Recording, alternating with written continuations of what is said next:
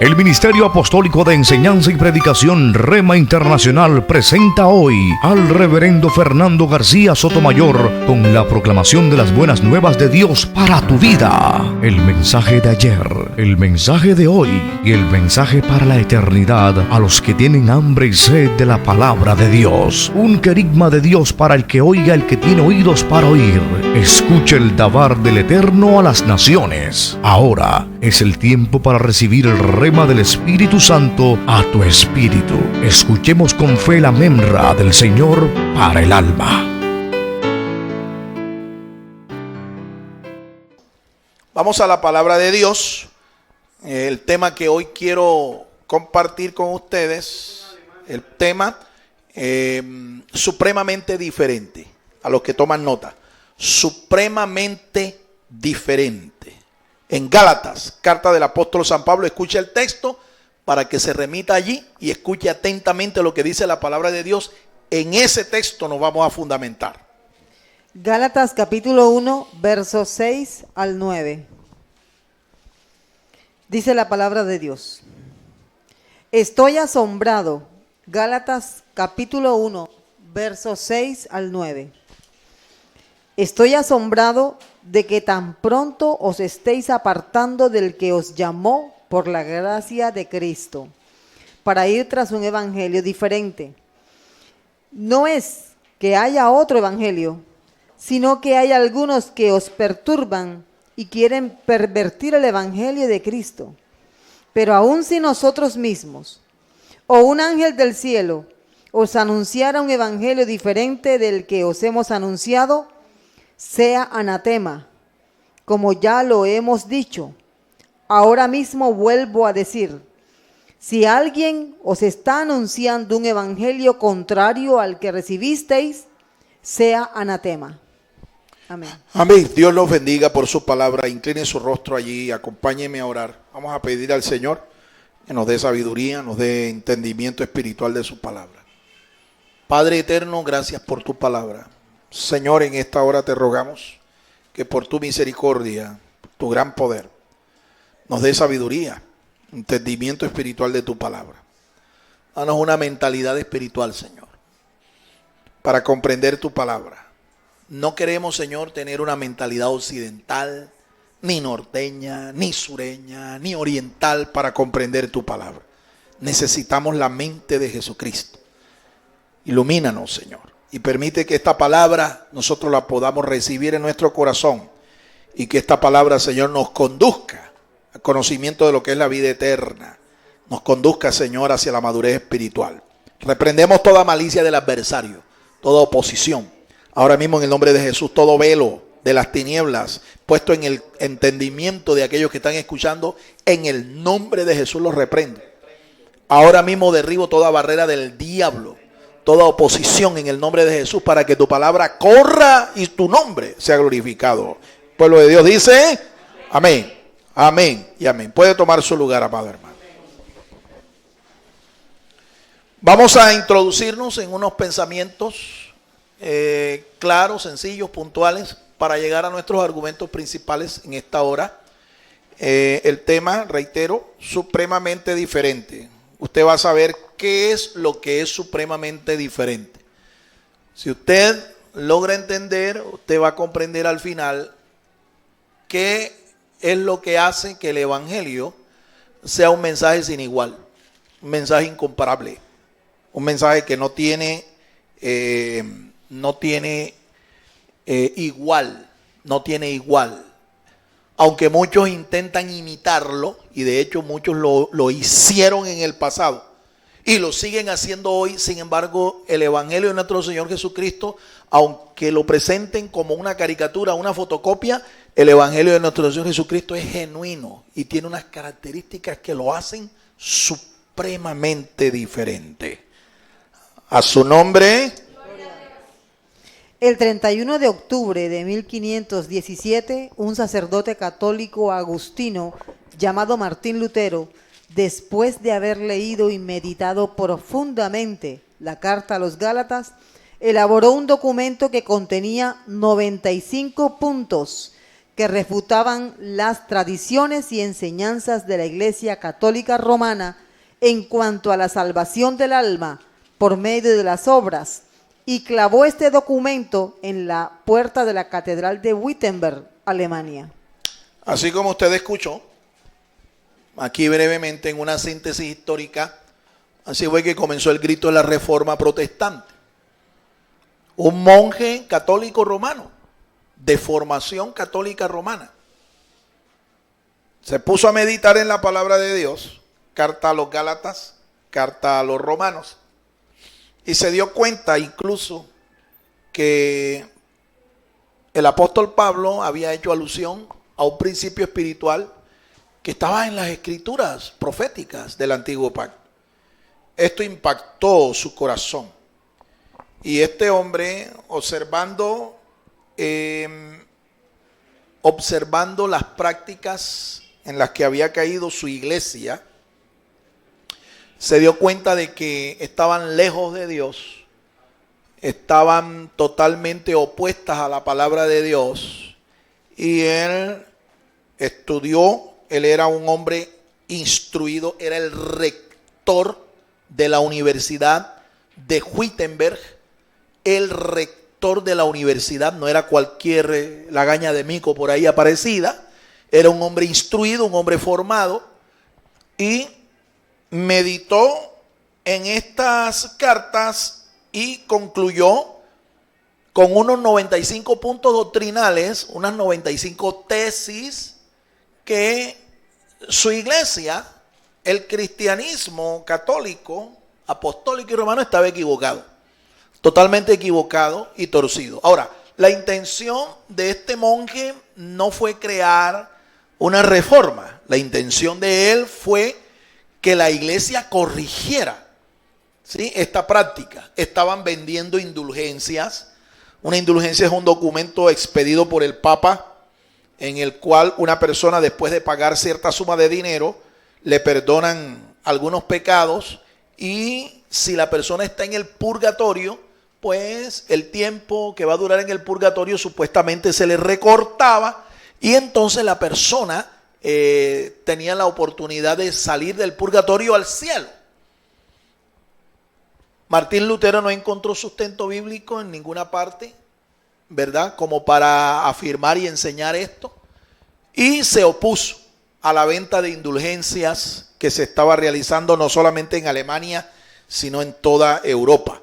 Recuerden ustedes que en el siglo XVI, la Iglesia Católica, Apostólica y Romana era la que tenía la hegemonía religiosa, el control religioso de todo el continente europeo, el mundo antiguo conocido. Y aún su influencia llegaba más allá del continente europeo. Era un emporio realmente. Y se apartó de la interpretación correcta de las escrituras. Había una necesidad en ese momento. El Papa de turno quería construir la Basílica de San Pedro allá en la Ciudad del Vaticano, y no había plata con qué terminar este proyecto. Entonces, pues alguien le sugirió esta brillante idea, entre comillas, de que vendiera indulgencias y la gente pagara, y con este dinero terminar el proyecto de construcción, ya que el tipo, este papa, era un despilfarrador, era un tipo que tenía una vida disoluta y cogió los fondos de la iglesia y los dedicó para sus parrandas, sus orgías, sus disoluciones. Entonces la solución que se le presentó a este hombre fue algo providencial, entre comillas, en este momento, y echó mano de esto, ¿ves? Pero Martín Lutero se dio cuenta de estas cosas y las condenó. Esto le costó a Martín Lutero persecución. Esto le costó realmente tiempos de angustia. Él tuvo que ser protegido en un castillo por un príncipe de Sajonia, y mientras estaba allí oculto escribió uno de los más gloriosos himnos de la fe cristiana, de la iglesia cristiana. Aquí lo hemos cantado, aquí lo hemos ministrado. Castillo fuerte es nuestro Dios. En 9 meses allí donde estuvo refugiado en ese castillo, Dios lo inspiró y escribió este cántico, que hoy gloriosamente cantamos, anunciando cómo el Señor, aún en medio de las tribulaciones, aún en medio de la persecución, aún en medio de la crisis, Él te protege y te guarda de toda especie de mal. Alabado sea el nombre del Señor.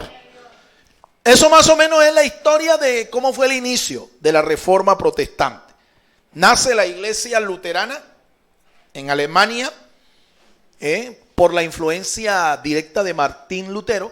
Nace la iglesia reformada o calvinista bajo la influencia del señor, el teólogo suizo, francés suizo, llamado Juan Calvino. Y posteriormente, pues, otros movimientos reformados surgieron en los Países Bajos, en Inglaterra, en Escocia, etcétera, etcétera. Allá en Inglaterra nace la iglesia anglicana, ¿verdad? Por la influencia directa de su rey, Enrique VIII, año 1533. Y luego en el 1560 nace la iglesia presbiteriana de Escocia por la influencia directa de otro reformador llamado John Knox. Todo esto es historia y es importante que nosotros la conozcamos. ¿Sabe por qué? Porque cuando tú conoces la historia, es difícil que a ti te vengan a enredar doctrinalmente. Y segundo, si una persona no conoce su historia, está condenado irremediablemente a repetir los mismos errores, las mismas equivocaciones que cometió en un pasado. Por eso es que es importante echar mano de la historia. Cuando tú estás haciendo incluso el estudio de la Biblia, de un pasaje de la Biblia, hay un elemento que es importante que tú lo estudies, y es el contexto histórico que rodeó este pasaje. Este texto que hemos leído aquí del apóstol Pablo en Gálatas tiene un contexto histórico. Tiene un contexto histórico. Que en la medida en que vamos haciendo esta ponencia, usted va a darse cuenta de cuáles fueron los momentos históricos, las circunstancias históricas que rodearon la escritura de este pasaje inspirado. Esto le costó ser excomulgado, perseguido y exiliado, pero este suceso marcó un hito en la historia de la iglesia cristiana. A partir de este momento la iglesia reformada empezó a tomar cuerpo. Un aire de buenas nuevas soplaba en los púlpitos, antes contaminados con vientos de doctrinas humanas y demoníacas. El evangelio comenzó de nuevo a predicarse en la iglesia y muchos comenzaron a tener experiencias reales y transformadoras con Dios. Así es. La reforma que inició allá afectó las estructuras no solo religiosas de la iglesia, sino afectó también las estructuras gobernantes, las estructuras civiles. El impacto de la reforma llegó al gobierno, llegó a los dirigentes civiles, llegó a varias naciones de Europa, toda Europa, ¿sí? Llegó también a impactar las artes, la economía de la sociedad en ese momento. Fue un impacto que duró más o menos unos 2 siglos. ¿Sí? Aproximadamente. Estamos hablando del siglo XVI, siglo XVII. Pero ya a finales del siglo XVIII, el impacto de esta reforma comenzó a menguar. Comenzó a menguar. Finales del siglo XVIII. Finales del siglo XVIII. Comenzó a menguar este impacto. ¿Sí? Logró impactar a todas esas generaciones por ese tiempo, pero finalmente la trascendencia espiritual que se esperaba que la reforma mantuviera, esa trascendencia se cortó, se frenó. Y fue gracias a un grupo de creyentes llamados los puritanos, los cuáqueros, los pietistas. Fue gracias a ellos, inmigraron de allá de Europa, principalmente de los Países Bajos y de Inglaterra, el Reino Unido, llegaron a Norteamérica y allí, comienzos del siglo XIX, comienzos del siglo XX, escúchenme, o finales del siglo XIX, comienzos del siglo XX, comenzó un movimiento carismático, un avivamiento espiritual generado por un despertar del pueblo hacia las Escrituras. Un avivamiento que sacudió esta parte del continente europeo y llegó a Norteamérica y produjo un despertar espiritual. Así nacen las llamadas iglesias carismáticas, las iglesias pentecostales, las iglesias que le dan un perfil, ve, a su doctrina, a su teología, a su ética y a su práctica pentecostal, influida directamente por el Espíritu Santo de nuestro Dios. Le aconsejo que si usted quiere saber más acerca de este movimiento pentecostal, vaya ya al fanpage de nuestra iglesia y busque el mensaje El Vicario de Cristo, la parte 3. El Vicario de Cristo, la parte 3. Ahí hablamos del impacto que han producido las iglesias de corte pentecostal en nuestros días, comenzando finales del siglo XIX, comienzos del siglo XX. ¿Cuántos dan gloria al Señor, hermanos? La carta a los Gálatas sigue jugando hoy un papel importante para aquellos que aman el Evangelio de Jesucristo y desean ver el poder de Dios manifestado en las vidas de los hombres. El Evangelio predicado a los Gálatas es el Evangelio que hoy se debe predicar. Una proclamación con las siguientes características. Amén. Primero, recuerde, este pasaje en el que nos estamos fundamentando tiene un contexto histórico que es importante nosotros conocerlo. La iglesia de Galacia, las iglesias de la provincia de Galacia estaban siendo atacadas por una herejía, ¿verdad? Unos judaizantes que querían que los nuevos creyentes de origen gentil, es decir, no judíos, ellos querían que la gente se circuncidara. Ellos no tenían la autorización de los dirigentes de la iglesia madre, de la iglesia en Jerusalén. Sin embargo, se tomaron esta atribución y fueron una espina, fueron un clavo al ministerio del apóstol Pablo. Pablo, cuando comenzó a sus viajes misioneros, llevó el evangelio al mundo gentil. Por eso él es llamado el apóstol a los gentiles. Pero Pablo tuvo que luchar con esta casta de personas, ¿verdad?, que querían torcer el evangelio, enseñándole a la gente que además de creer en el Señor, aceptar su gracia, ¿verdad?, su favor inmerecido, ellos tenían que circuncidarse. Y Pablo los enfrenta.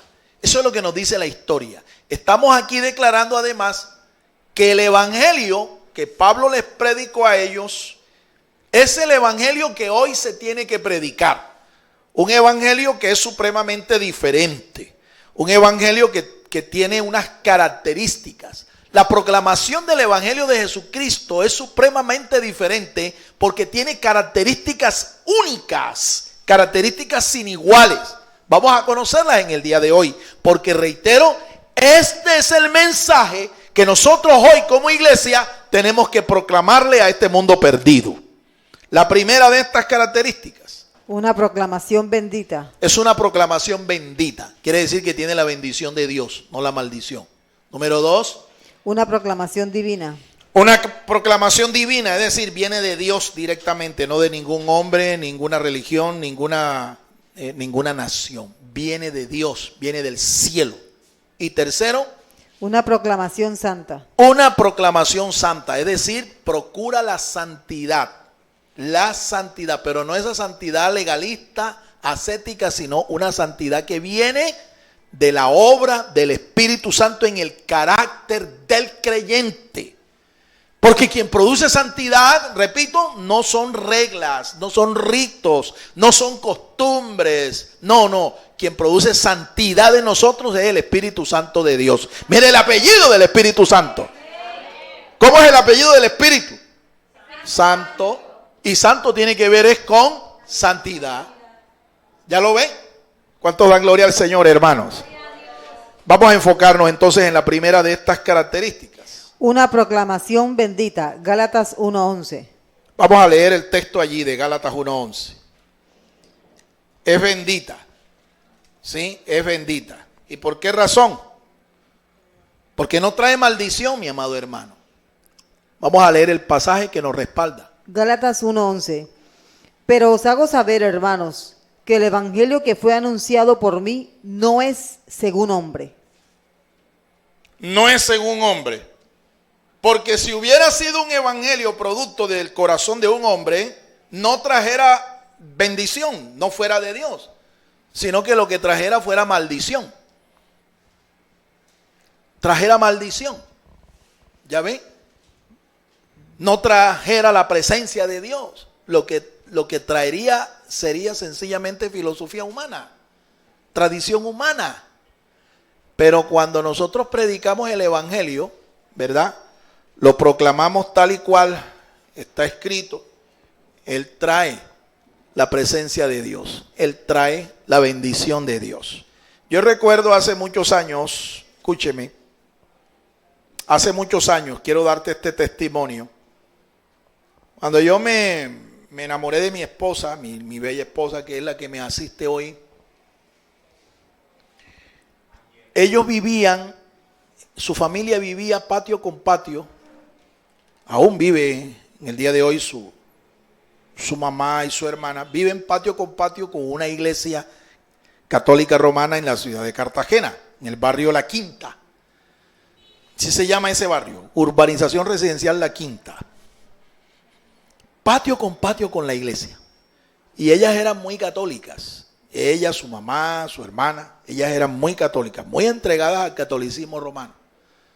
Ellas asistían a los curas que ahí oficiaban. ¿Ve? Le lavaban la sotana y todas estas cosas. Imagínense usted el grado de servicio y de dedicación a esto. Cuando yo me enamoré de mi esposa y propuse en mi corazón casarme con ella, yo escuché al cura que estaba allí oficiando en ese momento. Lo escuché desde un apartamentito, un cuarto que ellos tenían construido, la familia de mi esposa, un cuartito construido en la parte de atrás del patio, que colindaba con la pared del templo. Y yo escuché que el cura tenía una reunión de señoras una tarde. Y era un cura que tenía una voz fuerte, se escuchaba fácilmente lo que les estaba diciendo. Y les decía, he entendido que algunas de ustedes están siendo visitadas por un grupo de evangélicos de aquí del barrio. Tenga mucho cuidado, esa gente es maldita. Eso es una secta que está en maldición, le decía ese cura a las señoras que estaban allí. Imagínese usted. Eso les decía. Obviamente esa es la voz del mismo diablo la que se estaba escuchando ahí en labios de ese ministro, de ese sacerdote. Porque el evangelio que nosotros proclamamos, que la iglesia cristiana proclama, no es un evangelio de maldición, sino de bendición. Lo que trae maldición es anunciar otro evangelio, otro mensaje con características totalmente distintas del evangelio que predicó nuestro Señor Jesucristo y sus apóstoles. A su nombre, a su nombre. Libre de maldiciones, Jerem. Gálatas 1:8-9. Esa palabra que se usa allí, que fue traducida como anatema, 2 veces aparece en estos versos que hemos leído. La palabra anatema viene del hebreo jerem. Jerem es la raíz del vocablo que identifica el nombre de un profeta en las escrituras. El profeta Jeremías. Y nosotros entendemos un poco la naturaleza del ministerio del profeta cuando leemos allá en el libro de la profecía de Jeremías, que Jeremías fue llamado por Dios a un pueblo que era duro de corazón, pero que él tenía que poner rostro como de diamante para quebrantarlos. Pues bien, Jeremías estuvo más de 40 años ministrando la palabra de Dios y esta gente no se quebrantó. Pero el mensaje de Jeremías tenía ese propósito. El ministerio de Jeremías tenía ese propósito. Anunciar un mensaje que plantara el evangelio, la buena nueva de salvación, la palabra de Dios y no tradiciones y doctrinas humanas. Tenía el propósito de edificar el reino de Dios en sus corazones, pero ellos rechazaron el mensaje del profeta, así como un grupito de creyentes de la provincia de Galacia estaban haciendo. Se estaban como que moviendo de su posición de gracia alcanzada por medio del evangelio y querían como que volver otra vez a vivir bajo los rudimentos de la ley mosaica. Por eso Pablo les dice que él estaba extrañado de que tan pronto se dejaran mover fácilmente de su modo de pensar. Y Pablo condena a estos herejes, porque esto es lo que son. Una persona es hereje cuando predica, cuando anuncia, cuando proclama un evangelio distinto del evangelio de nuestro Señor Jesucristo, distinto del evangelio anunciado por sus apóstoles. Pablo los declara anatemas, es decir, objetos de maldición. Jerem es el nombre de una de las 6 maldiciones que se conocen en la Escritura, en las Escrituras del Antiguo Testamento. 6 tipos de maldición. Lastimosamente, cuando tú lees la palabra maldición en la Biblia, los traductores no hicieron distinción entre un vocablo y otro, pero en el texto hebreo sí hay distinción y encontramos 6 tipos de maldición diferentes, 6 específicas. Una de ellas se llama Jerem, hay otra que se llama Nakab, hay otra que se llama la maldición Arar o Ahor, hay otra que se llama la maldición Alá.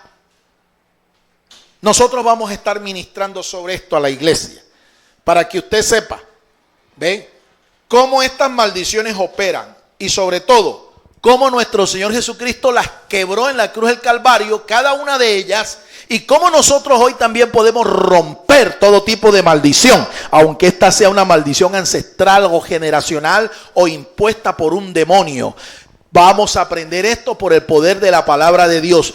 Pablo lo entendió y Pablo, anunciando el evangelio, este evangelio de poder, quebró la maldición y condenó a estos herejes. Los condenó y los sentenció, ¿ve?, a que fueran objetos de la maldición divina. Porque esta maldición muchas veces provienen es del mismo Dios. ¿Y cómo yo puedo decir eso? Bueno, eso seguramente va en contra de muchos predicadores hoy de la teología de la prosperidad. Pero la Biblia es la que enseña que de Dios viene la maldición y también la bendición.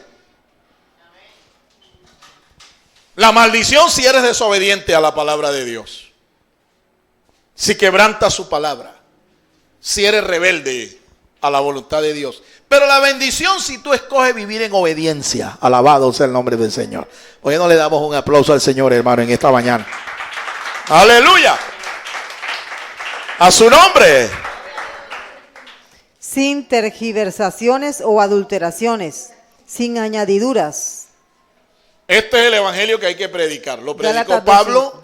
y lo debemos predicar también nosotros en el día de hoy. Un evangelio sin adulteraciones, sin cortes, sin añadiduras. ¿Por qué? Porque nos podemos realmente ganar una maldición si nosotros lo hacemos. Como dice el texto que nos respalda allí. Gálatas capítulo 2, verso 5. Escuchen. Ni por un momento cedimos en sumisión a ellos, para que la verdad del evangelio permaneciese a vuestro favor. Ahí está. Pablo ni por un momento accedió, ni aceptó que estos maestros judaizantes vinieran a educar vinieran a catequizar a la iglesia, a discipular a la iglesia con esta doctrina. Un evangelio adulterado. Es lo mismo que decir una herejía. Una herejía. Pablo no los aceptó, los rechazó y los maldijo. Los maldijo. Saturado de la gracia divina. Eso es. A cambio de que es un evangelio que se proclama, ¿verdad? Es un evangelio que nos fue dado por la pura gracia de Dios. El mensaje del evangelio nosotros no éramos dignos de recibirlo. No éramos merecedores de recibirlo. Pero por pura gracia de Dios, el Señor Jesucristo lo anunció. Y lo anunció como el evangelio del reino. ¿Cuál reino? ¿Del reino de Israel? No. El reino ¿de qué será? ¿De Mesopotamia? ¿O el reino de los árabes? ¿O el reino de los islámicos? No, no. Todos estos son reinos. En esta zona se levantaron reinos, grandes imperios. Pero el Señor fue bien claro en decir que el mensaje del evangelio venía del cielo. Alabado sea el nombre del Señor. La predicación del evangelio del reino de los cielos y la consagración de nuestras vidas como una ofrenda al Señor es la forma de quebrantar la maldición de practicar un evangelio lleno de tradiciones y legalismos. ¿Cuál es la única manera en que yo puedo romper una maldición que me llega a mí por practicar un evangelio falso, un evangelio adulterado? Número 1, proclame el evangelio de la gracia de Dios, el que predicó el Señor Jesús y sus apóstoles. Y 2, consagre su vida en servicio al Señor. Proclame con su vida, proclame ese evangelio. Porque a veces hay cierta como inconsistencia entre el evangelio que predicamos, el evangelio que anunciamos, el evangelio que proclamamos y la conducta que nosotros mostramos a los demás. Y hay gente que tropieza. ¿Por qué tropieza? Porque ven que una cosa es la que predicas y otra cosa es la que practicas. Y la gente se confunde. Incluso algunos hasta blasfeman. Y dicen, pues yo para vivir como vive ese señor, esa señora, yo prefiero quedarme acá. Y blasfeman del nombre del Señor. Y blasfeman del evangelio. Entonces, por eso es que se dice que a veces tu conducta, tu testimonio predica más fuerte que tus palabras. Nosotros tenemos que vivir en armonía. Lo que predicamos y lo que practicamos. ¿Cuántos dan gloria al Señor? Gloria a Dios. Número 2. Una proclamación divina. Gálatas 1:11. Una proclamación divina, es decir, viene de Dios, viene de Dios. Sencillamente nosotros los predicadores lo que somos es canales, instrumentos, para que Dios haga escuchar su voz. No de invención o creación humana, recibido de gracia y predicado de gracia, por medio de revelación divina. Gálatas así es. 2:2. Pablo lo recibió así. Pablo lo recibió así. A Pablo no le predicó el evangelio ninguno de los apóstoles. Ningún miembro de la iglesia primitiva le predicó a Pablo el evangelio. ¿Quién le predicó a Pablo el evangelio? Directamente el Señor Jesús. El Señor Jesucristo se le apareció a Pablo y le enseñó. ¿Ve? Le mostró todo lo que era su santo evangelio y todo lo que él tenía que predicar de ahí en adelante. El Señor le hizo un llamado al apóstol, camino a Damasco. Él iba a perseguir a muchos creyentes allá. Pero el Señor se le aparece. Y no solo se le revela, se le manifiesta como el gran yo soy, el Señor, el Salvador de su vida, sino que le comisiona para que vaya y predique este mensaje al mundo gentil. Pablo lo aceptó, así fue. Y uno se pregunta, bueno, si fue el Señor Jesús el que se le apareció y le enseñó el evangelio, ¿cuándo fue eso? Porque las escrituras nos dicen que una vez que Pablo tiene ese encuentro personal, transformador con el Señor, él es conducido a un sitio, en un lugar en donde el Señor le envió a un mensajero para que orara por él y recobrara la vista. Había perdido la vista. Y de allí Pablo comenzó a dar testimonio a los creyentes allá en Siria. Pero los creyentes como que no creían en él. Decían, este no es el que persigue a la iglesia y ahora está hablando del Mesías. Está hablando de que Jesucristo es el Mesías. Está hablando de un mensaje diferente. Él no es acaso un judío de estos recalcitrantes que estaba persiguiéndonos. No creían mucho en el testimonio y terminó mal. El apóstol terminó siendo liberado en una canasta por una muralla porque lo iban a matar. Nos preguntamos, ¿y en qué momento el Señor le revela a Pablo el evangelio de la gracia de Dios? ¿En qué momento? Pues mire, la misma carta a los Gálatas da testimonio de que Pablo, una vez que es convertido al Señor, él dura 14 años aproximadamente en el sur de Israel, propiamente en Arabia. 14 años estuvo por allá literalmente en el exilio. Y yo creo que ese fue el momento en que el Señor coge a Pablo. Justamente Arabia es el sitio en donde el Señor entregó las tablas de la ley a Moisés, allá en el monte Sinaí. Y justamente allí es donde Pablo está alrededor de unos 14 años. Creo que este es el tiempo en el que el Señor, me imagino que cada sábado, cada Shabbat se le manifestaba y le decía, bueno, ahora te voy a enseñar esta parte del evangelio, y ahora te voy a enseñar esta, y ahora te voy a enseñar esta, y esta, y esta, y esta, y esto es lo que tienes que predicar. Durante un tiempo largo, Pablo recibió la instrucción del mismo Señor del evangelio que tenía que predicar. Ahora, Pablo no solamente es un misionero al mundo gentil después de eso. Pablo es el arquitecto prácticamente de las escrituras del Nuevo Pacto. Porque de los 27 libros que usted ve en el Nuevo Testamento o Nuevo Pacto, el apóstol Pablo fue inspirado por el Espíritu Santo a escribir cerca de 13 de esos libros. Casi que la mitad del Nuevo Testamento fue escrito por este hombre de Dios. ¿Cuántos dan gloria al Señor, hermanos? ¿Cuántos dan gloria a Dios? Entonces, realmente tenemos el testimonio y las evidencias de que este hombre fue enseñado directamente por el Señor. Cada doctrina del Nuevo Testamento, este hombre es el que la recibe, la escribe y la explica. Mucho le debemos a este hombre. Como dijo una vez de una manera, digamos, muy irónica y muy sarcástica, casi que uno de los teólogos del cristianismo, orando al Señor, y lo escribió, dijo, perdóname Señor, pero ¿qué hubiera sido de ti sin Pablo, Saulo de Tarso? Porque el Señor usó a este hombre, lo usó para sistematizar, para consolidar la doctrina cristiana. Cada una de estas doctrinas, repito, son parte del evangelio que Jesucristo le reveló a este hombre. Bendito sea el nombre del Señor. Aceptado y predicado como una carga en el corazón, Gálatas 2:7.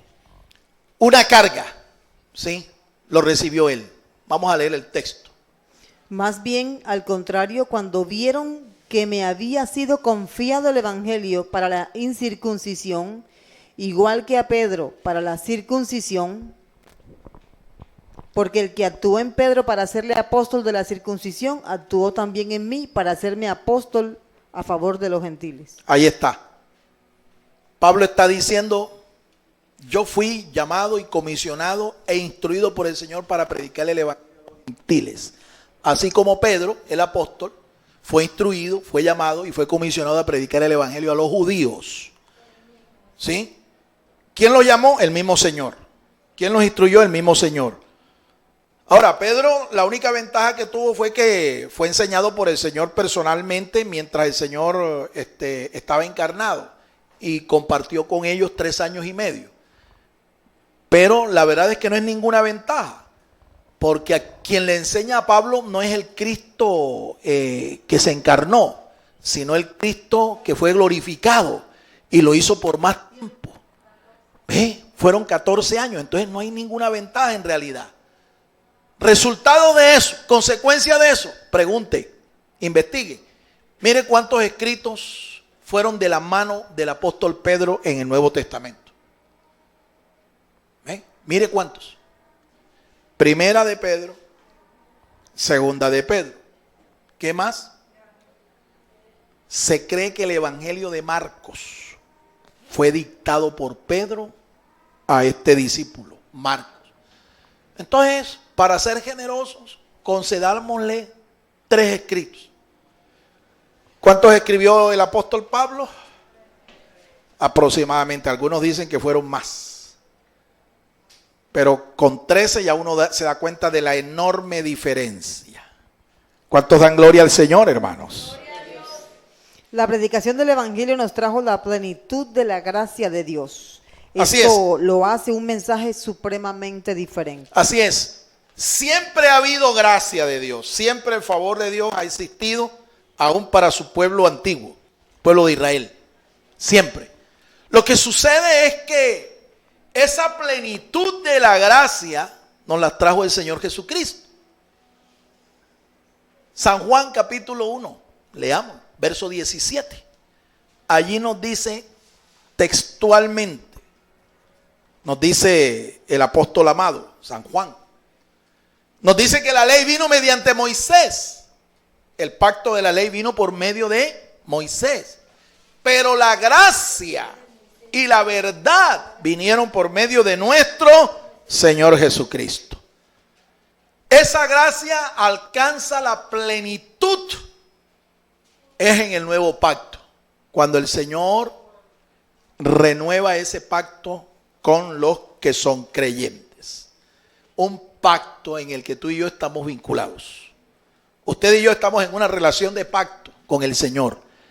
Y no según la ley mosaica, sino el nuevo pacto que Él estableció con sus creyentes, con sus discípulos, la noche en que Él fue entregado. ¿Recuerda usted eso? Dice que Él tomó la copa y dijo, esta copa es el nuevo pacto en mi sangre. Esa copa estaba representando ese nuevo pacto que Él estaba renovando con todos los que eran creyentes, que iba a ser sellado con el derramamiento de su sangre en la cruz del Calvario y con el derramamiento del Espíritu Santo el día de la fiesta de las semanas, la fiesta de Pentecostés. Usted y yo somos parte de ese nuevo pacto, estamos involucrados allí, estamos en una relación de pacto con el Señor, pero no según la ley, sino según la gracia. Alabado sea el nombre del Señor. Tercero. Número 3. Una proclamación santa. Gálatas 2:14. Una proclamación santa. Hemos dicho que esa proclamación genera santidad y mueve a la gente a vivir en santidad. ¿Qué es lo contrario de santidad? Iniquidad. Iniquidad, maldad. La palabra santo en la Biblia tiene 3 significados. Tiene el significado de algo que fue separado. Fue separado. Separado de un sitio. Fue separado. 2, tiene el significado de ser consagrado a algo. Ser ofrecido a algo. Consagrado totalmente a algo. Pero también tiene el sentido de ser diferente. Así que un cristiano fue separado del mundo, fue consagrado para su Dios, para su Señor, y es diferente del mundo, diferente de los demás, diferente de los mundanos. Si a usted no se le nota la santidad por fuera y usted anda, vive, se conduce como un mundano más, ese evangelio que está predicando, ese evangelio que ha recibido, no es el evangelio de la santidad de Dios. No es el evangelio santo del Señor. No tienes ninguna armonía. Ese no es el evangelio que predicaron los apóstoles y el Señor Jesucristo. Porque no te produce santidad. No te hace diferente. El portavoz del evangelio no debe ser de doble moral, sino un santo de Dios. ¿Ya lo ve? La Biblia habla de una mujer que se dedicó a observar el andar de un profeta. ¿Ve? De un profeta de Dios. Y sin que esta mujer fuera que este hombre era un profeta de Dios, esta mujer declara que este era un santo. Era un santo de Dios. La pregunta es, ¿qué fue lo que esta mujer vio en este hombre? Que la llevó a concluir que este hombre era un hombre santo de Dios. Te aseguro que no fue el vestido. Te aseguro que no fue la forma de caminar. Te aseguro que no fue escucharlo hablar. No. Esta mujer vio en este hombre algo diferente. Esta mujer vio la conducta de este hombre, la integridad de este hombre. Por eso te digo, este es el mensaje que más fuerte predica. Tu conducta, tu testimonio, tu manera de andar. Eso es lo que más predica. La proclamación del evangelio debe ser una gloria en medio de la salud o la enfermedad. Gálatas 4:13. Así es. Pablo predicó este evangelio en medio de una prueba terrible, una prueba de su salud. Vamos a leer el texto y lo vamos a confirmar para que tú sepas cuál fue esa prueba a su salud física. 2:13.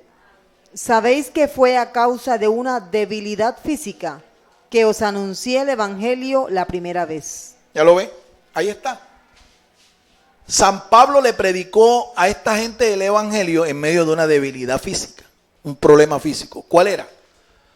Pablo sufría de una enfermedad que posiblemente era un glaucoma o una oftalmía, como le llaman, que le quitó, literalmente le quitó la vista.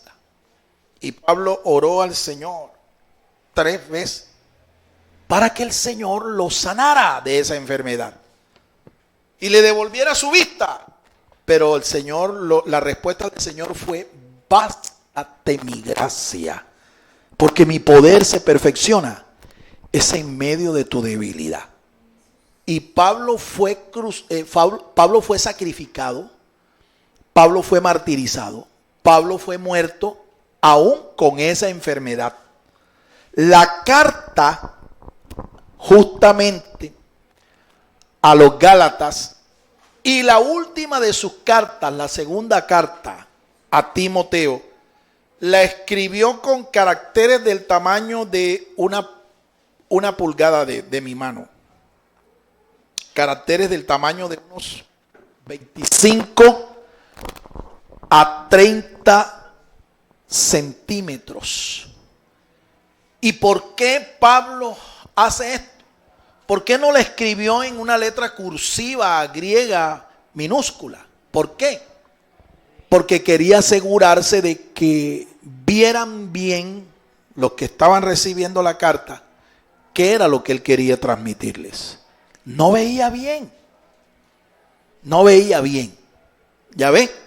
No veía bien.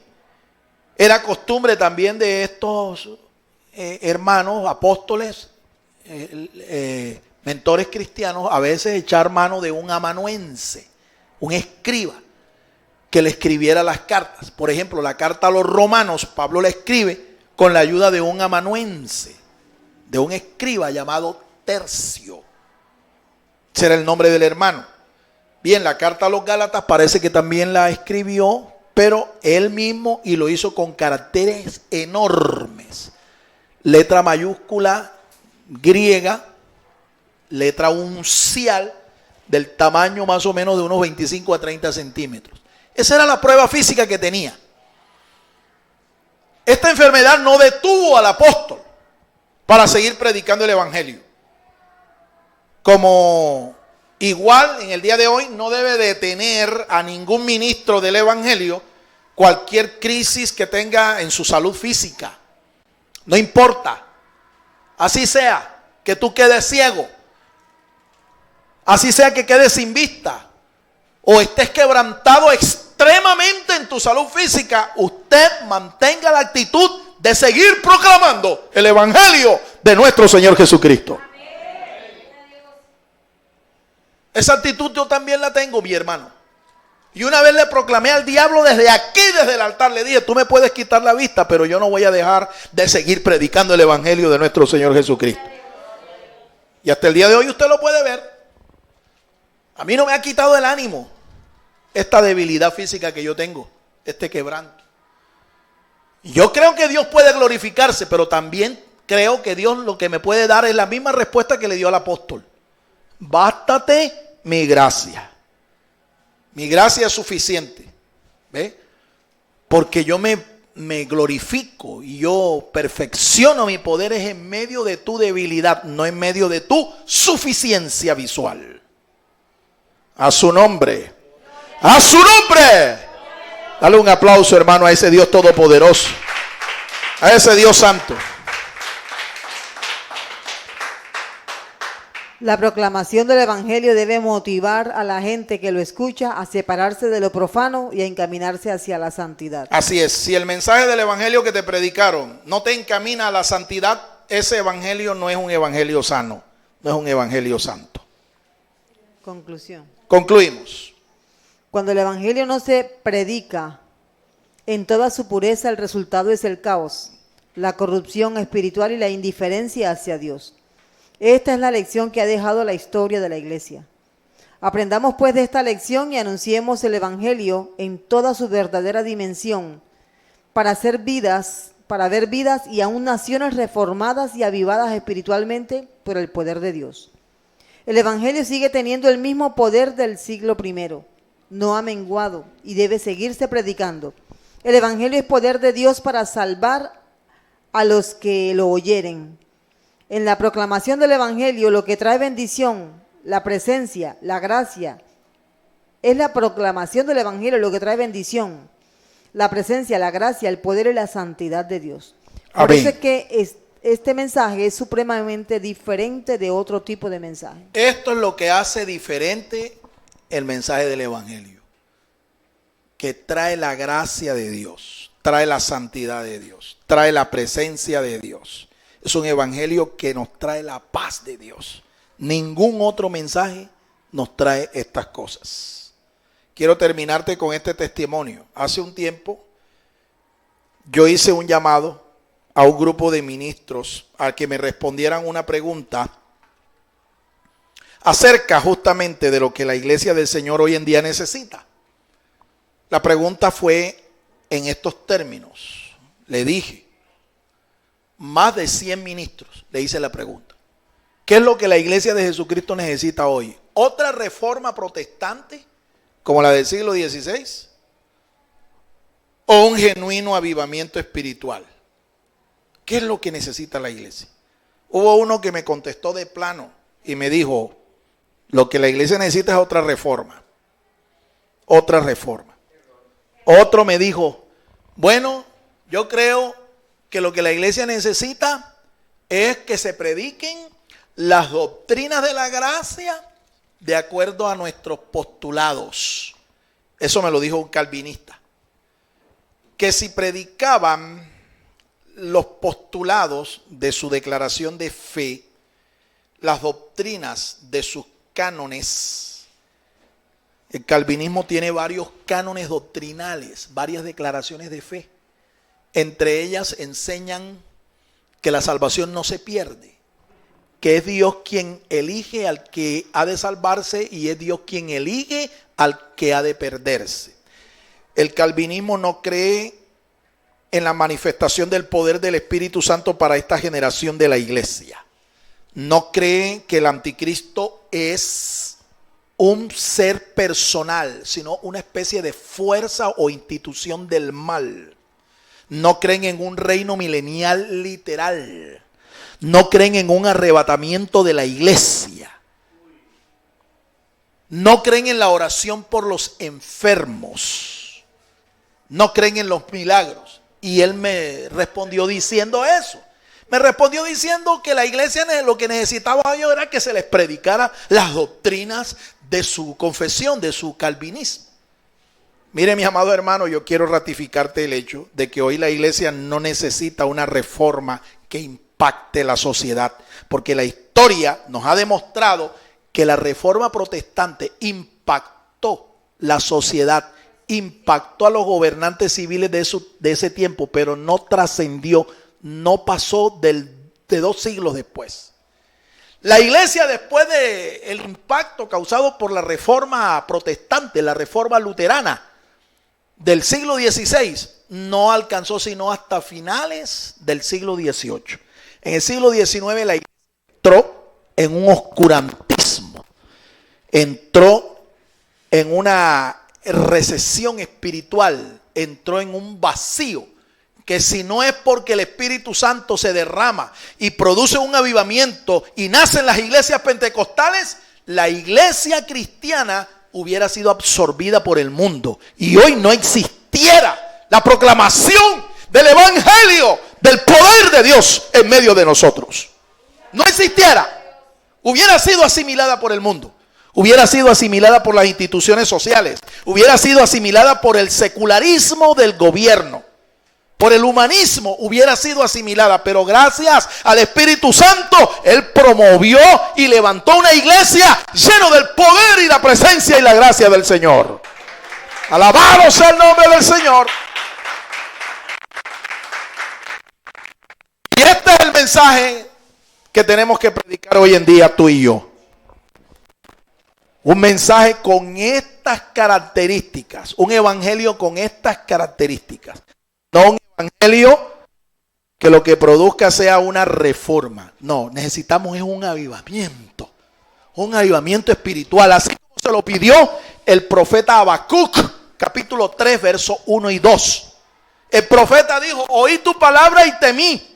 Por tanto, Señor, aviva tu obra en medio de los tiempos, y en medio de los tiempos hazla conocer. ¿Qué es lo que necesita la iglesia hoy en día? Predicar un evangelio que produzca avivamiento espiritual, que la gente se arrepienta y se convierta genuinamente al Señor, y no sencillamente que lo que experimente es una reforma externa. Lo que necesitamos es el poder del Espíritu Santo para avivar nuestros corazones y mantener el fuego de Dios encendido en nuestra alma. Alabado sea el nombre del Señor. Alabado sea Dios. Si tú quieres recibir ese mensaje que es capaz de transformar tu vida y de trascender espiritualmente tu vida, si esta es tu necesidad y es tu decisión, quiero invitarte para que hoy recibas al Señor. Te invito para que ores junto conmigo. Si esta es tu decisión, este evangelio es poder de Dios para salvación a todo aquel que cree. Poder de Dios. Esto no es bla bla bla, esto no es reforma. No, esto es poder de Dios para transformar vidas, para regenerar vidas, para avivar espiritualmente nuestra vida. Es tu decisión, repite conmigo. Señor Jesús, yo he escuchado tu palabra. Creo que tu palabra es verdad. Por tanto, me arrepiento, Señor, de todos mis pecados. Te confieso a ti como el Hijo de Dios. Y te invito a entrar en mi corazón. Entra en mi corazón, Jesús. Cámbiame. Transfórmame. Hazme un hijo de Dios. Avívame espiritualmente. Resucítame espiritualmente ahora, Señor. Cambia mi vida, porque yo quiero ser un genuino discípulo tuyo. Enséñame a orar. Enséñame a perseverar en tus caminos desde ahora y para siempre. Séllame con tu Espíritu Santo y escribe mi nombre en el libro de la vida. Gracias, Señor, porque ahora soy salvo por la fe en este mensaje, el mensaje del evangelio de tu gracia, el mensaje de nuestro Señor Jesucristo. Amén, amén y amén. ¿Cuántos dan gloria al Señor, hermanos?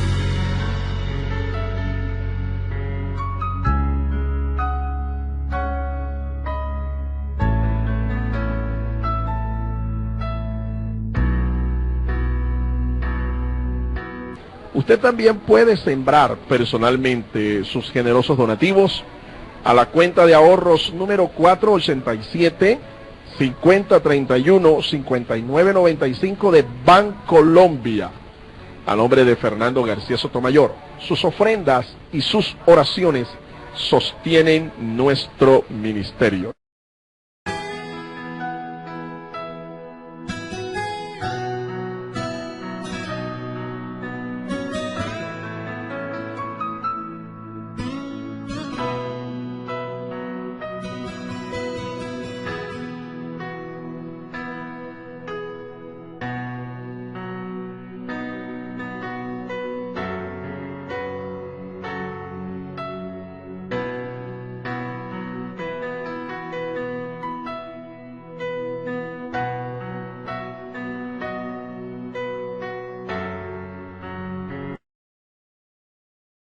El Ministerio Apostólico Rema Internacional pone a disposición esta predicación. Ofrecemos ministración a simposios, seminarios, campañas evangelísticas, educación globalizada sana y de carácter interdenominacional. Escríbanos a ministerioremainternacional@gmail.com o llámenos al celular 316-270-7181.